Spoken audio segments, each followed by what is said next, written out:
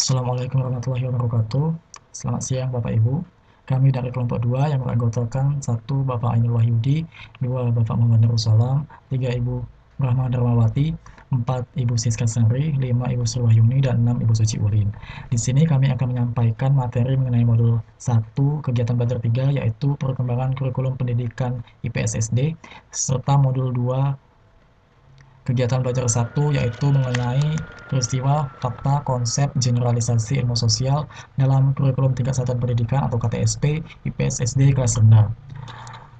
Untuk modul 1 kegiatan belajar 3 mengenai perkembangan kurikulum pendidikan IPS SD akan disampaikan oleh saya, Muhammad Darussalam. Ya. Kurikulum Ilmu Pengetahuan Sosial atau IPS Sekolah Dasar tahun 2006 dalam KTSP yang ditetapkan berdasarkan Keputusan Menteri Pendidikan Nasional Republik Indonesia Nomor 22 tahun 2006 itu mempunyai karakteristik tersendiri karena kurikulum IPS yang mulai berlaku tahun pelajaran 2006 itu tidak menganut istilah pokok bahasan, namun cukup simpel yakni standar kompetensi dan kompetensi dasar. Nah, hal ini jauh lebih sederhana dibandingkan dengan kurikulum sebelumnya dan jam pelajaran relatif lebih sedikit per minggunya. Untuk materi IPS SD itu terdiri dari geografi, sejarah, sosiologi, dan ekonomi, di mana materi IPS SD ini tidak tampak secara nyata, namun tertata secara terpadu dalam standar kompetensi yang dimulai sejak kelas 1 hingga kelas 6. Untuk pembelajaran IPS pada kelas 1 hingga kelas 3 itu dilaksanakan melalui pendekatan tematik, sedangkan pada kelas 4 hingga kelas 6 itu dilaksanakan melalui pendekatan pelajaran. Materi kurikulum IPS tahun 1994 itu ditata secara lebih terpadu dan lebih sederhana daripada materi kurikulum IPS 1986 dan kurikulum IPS 1975. Materi kurikulum IPS 1994 ini merupakan korelasi antara berbagai ilmu atau disiplin ilmu penunjangnya. Dalam kurikulum 1975, unsur PKN dalam IPS itu mulai dipisahkan dan menjadi bidang studi sendiri yang disebut dengan Pendidikan Moral Pancasila atau PMP. Dalam kurikulum tahun 1994, IPS dan PMP ini tetap terpisah, namun untuk Pendidikan Moral Pancasila itu berubah nama menjadi PPKN atau Pendidikan Pancasila dan Kewarganegaraan, di mana PPKN ini diajarkan sejak kelas 1, sedangkan untuk ilmu pengetahuan sosial atau IPS itu diajarkan mulai dari kelas 3 dan tetap menggunakan pendekatan spiral, di mana pendekatan spiral yaitu pengajaran yang dimulai dari lingkungan terdekat sampai kepada lingkungan yang makin luas atau kompleks. Kurikulum 1964 itu lebih menekankan unsur tujuan pendidikan kewargaan negara atau moral. Bahkan pada kurikulum 1968, pendidikan kewargaan negara atau moral ini lebih ditonjolkan kembali. Untuk kurikulum 1964, 1968, 1975, dan 1986 ini, khusus sejarah nasional menggunakan pendekatan periodisasi, yaitu penyampaian bahan pelajaran dimulai dari zaman kuno sampai dengan sejarah kontemporer. Dalam kurikulum 1994, materi sejarah nasional itu ditambah dengan sejarah lokal, sedangkan dalam kurikulum 1968, 86, dan 75, itu pendekatan periodisasi tetap digunakan. Dari segi alokasi waktu yang disediakan, kurikulum 1986 dan kurikulum 1994 itu terdapat perbedaan yang tidak berarti. Namun, dalam kurikulum IPS 2006, itu alokasi waktu relatif lebih sedikit, yakni 3 jam dalam 1 minggu atau 3 kali 35 menit. Nah, perbedaan yang esensi itu terletak pada jumlah pokok bahasan, karena kurikulum 1986 itu padat dan syarat dengan materi, sehingga kedalaman dan keluasan materi itu cenderung dibatasi. Sedangkan pada kurikulum 1994, kedalaman dan keluasan materi itu diserahkan sepenuhnya kepada guru, yaitu selaku pengembang kurikulum.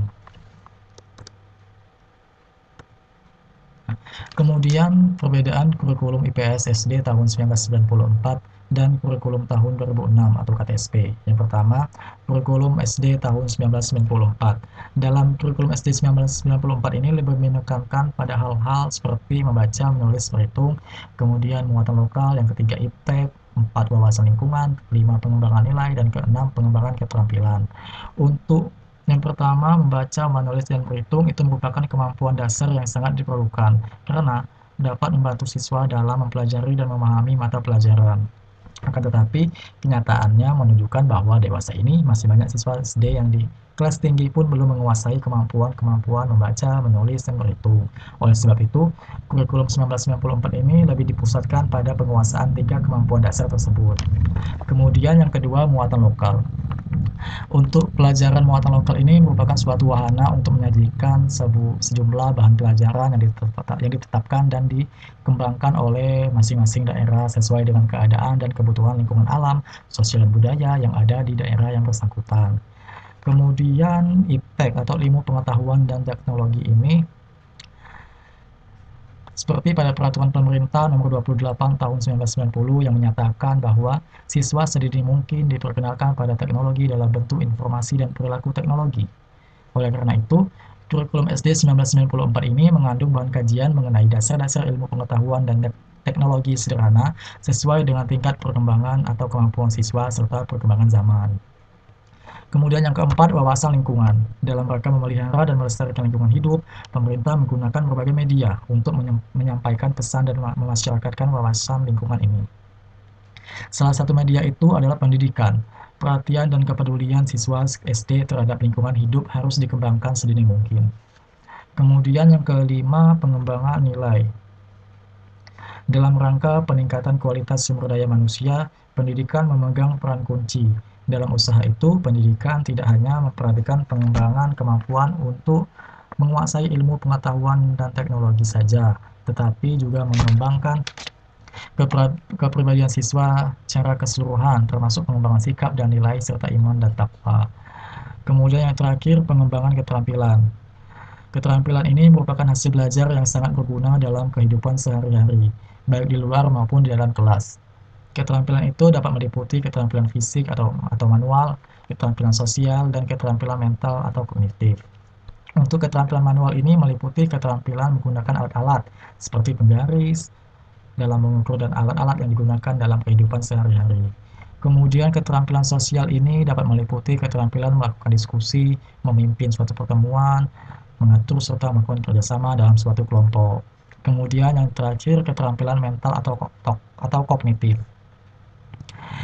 Keterampilan mental atau kognitif ini meliputi keterampilan seperti mengamati, menafsirkan, berkomunikasi, mengajukan pertanyaan, merancang, merencanakan kegiatan, membandingkan, menganalisis, menarik kesimpulan, dan menyerang atau menyusun suatu laporan sederhana.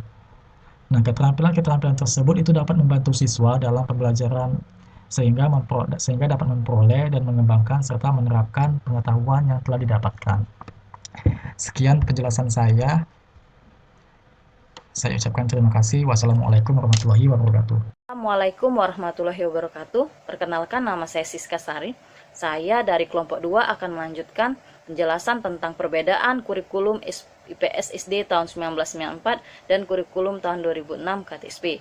Poin yang kedua yaitu kurikulum SD tahun 2006. Kurikulum SD tahun 2006 lebih menekankan pada kelompok dasar kurikulum berdasarkan kelompok mata pelajaran. Peraturan Pemerintah Nomor 19 Tahun 2005 tentang Standar Nasional Pendidikan Pasal 6 Ayat 1 menyatakan bahwa kurikulum untuk jenis pendidikan umum, kejuruan, dan khusus pada jenjang pendidikan dasar dan menengah terdiri atas yang pertama yaitu kelompok mata pelajaran agama dan akhlak mulia. Yang dimaksudkan kelompok mata pelajaran agama dan akhlak mulia yaitu untuk membentuk peserta didik menjadi manusia yang beriman dan bertakwa kepada Tuhan Yang Maha Esa serta berakhlak mulia. Yang kedua yaitu kelompok belajar kewarganegaraan dan kepribadian. Yang dimaksud kelompok mata pelajaran kewarganegaraan dan kepribadian yaitu untuk meningkatkan kesadaran dan wawasan peserta didik akan status hak dan kewajiban dalam kehidupan bermasyarakat, berbangsa, dan bernegara. Yang ketiga yaitu kelompok mata pelajaran ilmu pengetahuan dan teknologi. Yang dimaksud dengan kelompok mata pelajaran ilmu pengetahuan dan teknologi yaitu untuk mengenal, menyikapi, serta menanamkan kebiasaan berpikir berperilaku ilmiah dan kritis, kreatif, serta mandiri. Yang keempat yaitu kelompok mata pelajaran estetika, dimaksudkan untuk meningkatkan kemampuan mengekspresikan dan kemampuan mengapresiasikan keindahan harmoni. Yang kelima yaitu kelompok mata pelajaran jasmani, olahraga, dan kesehatan. Yang dimaksud dengan kelompok mata pelajaran jasmani, olahraga, dan kesehatan, yaitu untuk meningkatkan potensi fisik serta menanamkan sportivitas dan kesadaran hidup sehat. Selanjutnya yaitu prinsip pengembangan kurikulum. Kurikulum tingkatan satuan pendidikan, jenjang pendidikan dasar dan menengah dikembangkan oleh sekolah dan komite sekolah, berpedoman standar kompetensi lulusan dan standar isi serta panduan penyusunan kurikulum yang dibuat oleh BSNP yang dikembangkan pada prinsip-prinsip. Yang pertama yaitu berpusat pada potensi perkembangan kebutuhan dan kepentingan peserta didik serta lingkungan. Yang kedua yaitu beragam dan terpadu. Yang ketiga yaitu tanggap terhadap perkembangan iptek. Yang keempat yaitu relevan dengan kebutuhan kehidupan. Yang kelima yaitu menyeluruh dan berkesinambungan. Yang keenam yaitu belajar sepanjang hayat. Yang ketujuh yaitu seimbang antara kepentingan nasional dan kepentingan daerah. Sampai di sini itulah penjelasan dari saya. Saya ucapkan wassalamualaikum warahmatullahi wabarakatuh. Baiklah, saya akan melanjutkan penjelasan dari teman yang sebelumnya tentang prinsip pelaksanaan kurikulum. Pertama, prinsip-prinsipnya yaitu sebagai berikut, yaitu didasarkan pada potensi, perkembangan, dan kondisi peserta didik untuk menguasai kompetensi yang berguna bagi dirinya. Kemudian, menegakkan pilar belajar. Yang ketiga, memungkinkan peserta didik mendapat pelayanan, kemudian dilaksanakan dalam suasana hubungan peserta didik dan sangat menerima dan menghargai, dan menggunakan multi strategi, kemudian mendayakan kondisi alam, sosial budaya, serta kekayaan daerah, serta yang terakhir mencakup kompetensi mata pelajaran, muatan lokal, dan pengembangan diri. Selanjutnya, untuk struktur kurikulum SD meliputi substansi pembelajaran yang ditempuh dalam satu jenjang pendidikan selama 6 tahun. Dari kelas 1 sampai kelas 6 SD, disusun ketentuan kurikulum sekolah dasar yang memuat 8 mata pelajaran, muatan lokal, dan pengembangan diri. Pertama yaitu muatan lokal merupakan kegiatan kurikulum untuk mengembangkan kompetensi yang disesuaikan dengan ciri khas dan potensi daerah termasuk keunggulan daerah. Kemudian untuk pengembangan diri bukan merupakan mata pelajaran bertujuan memberikan kesempatan kepada peserta didik untuk mengembangkan dan mengekspresikan diri sesuai dengan kebutuhan, bakat, dan minat setiap peserta didik sesuai dengan kondisi sekolah. Baiklah, selanjutnya akan dijelaskan oleh teman berikutnya. Baiklah, saya akan menjelaskan kelanjutan dari teman saya yang berjudul yaitu modul 2, kegiatan belajar 1, peristiwa, fakta, konsep, generalisasi, ilmu sosial dalam kurikulum tingkat satuan pendidikan atau KTSP dalam IPS SD kelas rendah. Yang mencakupi yaitu yang pertama, peristiwa. Peristiwa atau kejadian adalah suatu hal yang pernah terjadi dan perlu dibuktikan kebenarannya. Sifat peristiwa atau kejadian yaitu terdiri dari dua. Yang pertama, alamiah. Yang kedua, insaniah. Kemudian yang kedua, fakta. Fakta secara harfiah berarti sesuatu yang telah diketahui atau telah terjadi benar atau ada. Fakta merupakan hasil observasi yang bisa dibuktikan secara empiris. Menurut Banks, pada tahun 1985, fakta merupakan pernyataan positif dan rumusannya sederhana. Ketiga, konsep. Konsep adalah suatu istilah pengungkapan abstrak yang bertujuan mengklasifikasikan atau mengkategorikan suatu kelompok dari suatu benda atau gagasan atau peristiwa. Konseptualisasi adalah proses mengkategorikan, mengklasifikasikan, dan memberi nama pada kelompok objek. Konsep dapat dipelajari dengan efektif jika disertai dengan menemukan jumlah atau contoh yang positif. Yang keempat, generalisasi. Menurut Snook, pada tahun 1988, Generalisasi merupakan abstraksi dan sangat terkait dengan konsep. Cara mudah untuk memahami generalisasi dalam hubungannya dengan konsep adalah dengan cara menelusuri proses terbentuknya generalisasi.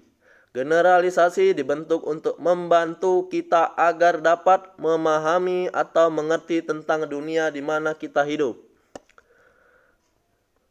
Ruang lingkup IPS diajarkan dari lingkungan kehidupan yang terdekat dengan dirinya, yaitu yang pertama keluarga kita, rumah, kemudian berkembang ke lingkungan kehidupan yang lebih luas seperti kawasan RT setempat, RW atau sekolah tempat kita mengajar atau tempat anak-anak bermain, kemudian desa, kota, dan provinsi. Setiap cabang ilmu sosial memiliki konsep dasar yang memiliki pengertian abstrak. Dalam pengembangan materi pelajaran guru, perlu menjabarkan dalam konsep-konsep yang lebih konkret. Sekian penjelasan dari saya lanjutkan kepada teman yang lain. Assalamualaikum warahmatullahi wabarakatuh. Saya Suci Ulin yang akan melanjutkan penjelasan tentang modul 2, yaitu mengenai aspek lain dari IPS. Jadi ada beberapa aspek lain dan konsep-konsep dasar dari bidang keilmuan ilmu pengetahuan sosial atau IPS. Menurut Banks ada 4. Yang pertama sosiologi, yang kedua ekonomi, yang ketiga geografi, dan keempat sejarah. Jadi pada bidang keilmuan IPS ini tidak lepas dari 4 aspek-aspek berikut. Yang pertama yaitu aspek sosiologi. Konsep dasarnya ada sosialisasi, peranan, norma dan sanksi, nilai, gerakan sosial, dan masyarakat. Maksudnya apa? Di sini sosialisasi adalah proses yang ditempuh individu untuk menjadi anggota kelompoknya dengan cara belajar kebudayaan dan perannya.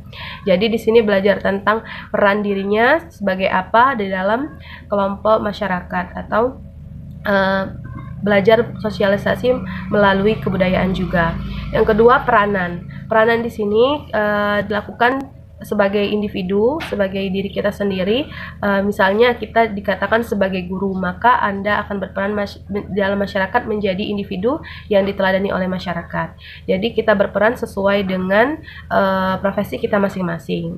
Kemudian norma dan sanksi. Di dalam ilmu sosiologi juga norma itu adalah ukuran atau tata cara yang membimbing perilaku, sedangkan ada juga harus terdapat sanksi, ganjaran atau hukuman yang dilakukan oleh kelompok jika tidak menaati atau mengikuti peraturan yang norma-norma yang sudah berlaku di masyarakat. Kemudian nilai. Dalam kehidupan masyarakat juga ada aspek-aspek nilai yang dianggap berharga di masyarakat, jadi mempelajari tentang nilai dari aspek-aspek kehidupan juga. Kemudian gerakan sosial, gerakan yang dilakukan sejumlah besar orang untuk memperbaiki atau melawan perubahan di dalam kelompok atau masyarakat. Gerakan sosial ini misalnya kita berperan tadi sebagai guru. Kalau sebagai guru ada gerakan sosial namanya misalnya Indonesia Mengajar. Nah, itu juga salah satu gerakan sosial yang memperbaiki atau melawan perubahan untuk mengajarkan anak-anak yang berada di tempat ketertinggalan. Kemudian masyarakat.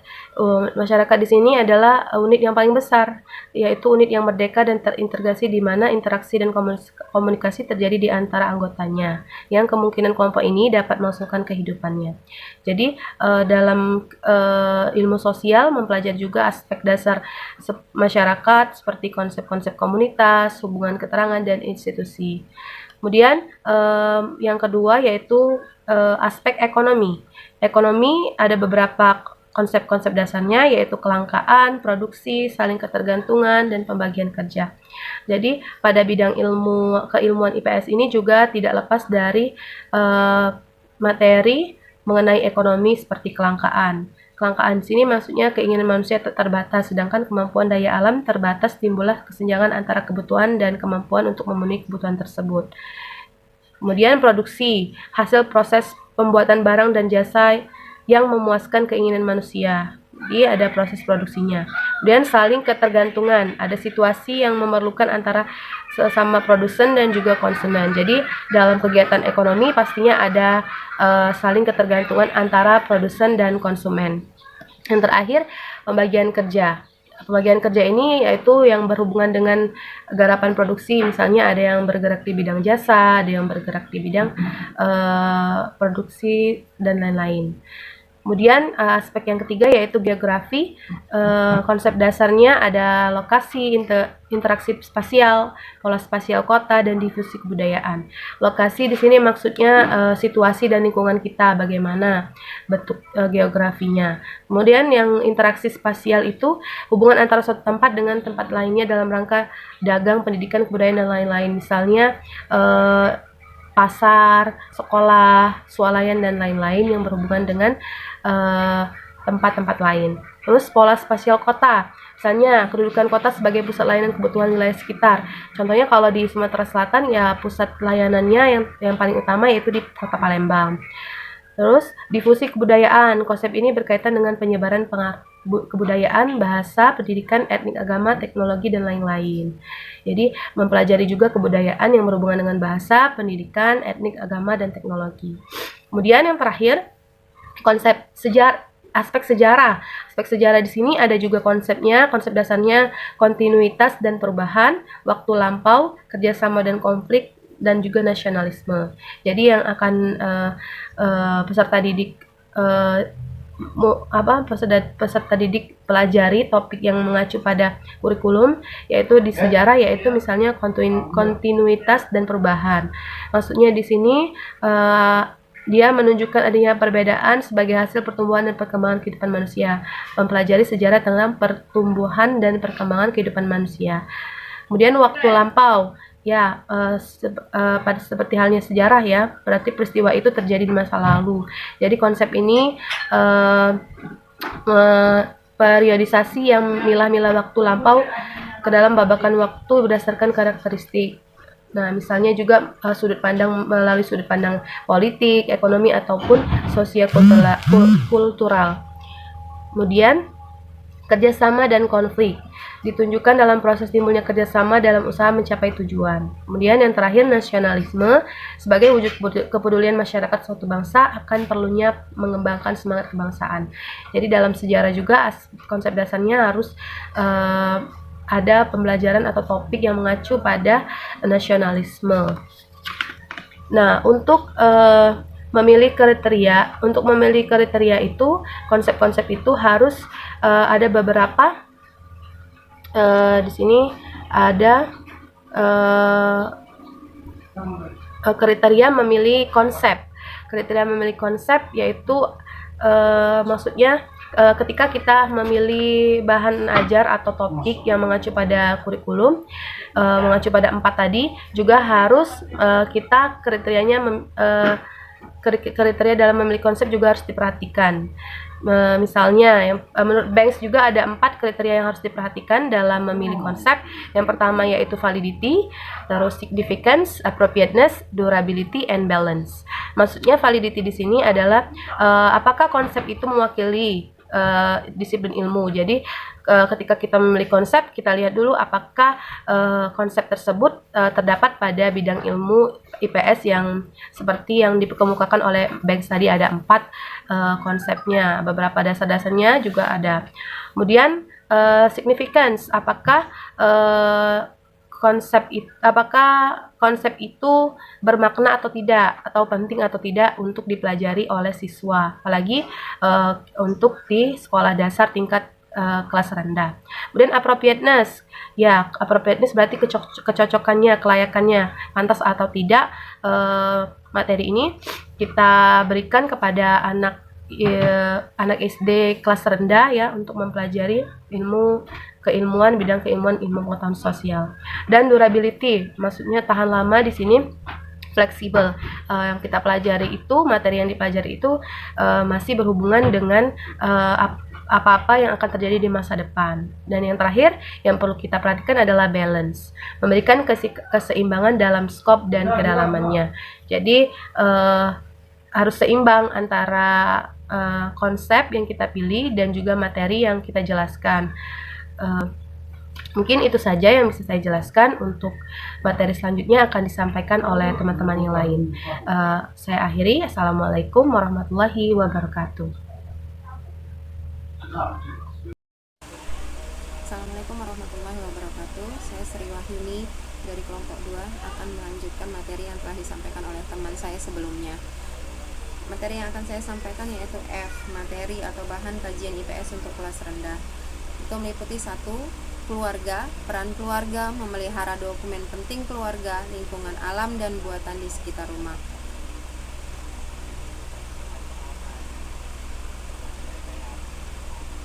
Fakta-fakta berdasarkan guru yang relevan dan memperluas pemahaman misalnya berikut. Peserta didik menyebutkan benda yang ada di sekitar rumah.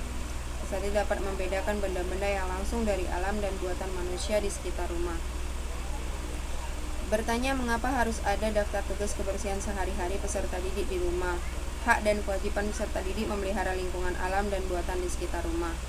Konsep yang dapat digunakan antara lain lingkungan alam, lingkungan buatan, tumbuhan, batu, tanah, dan sebagainya. Generalisasi yang dapat dipersepsikan misalnya setiap orang membutuhkan lingkungan alam dan lingkungan buatan untuk dapat hidup dengan layak. Selanjutnya, kedua, denah dan peta lingkungan rumah.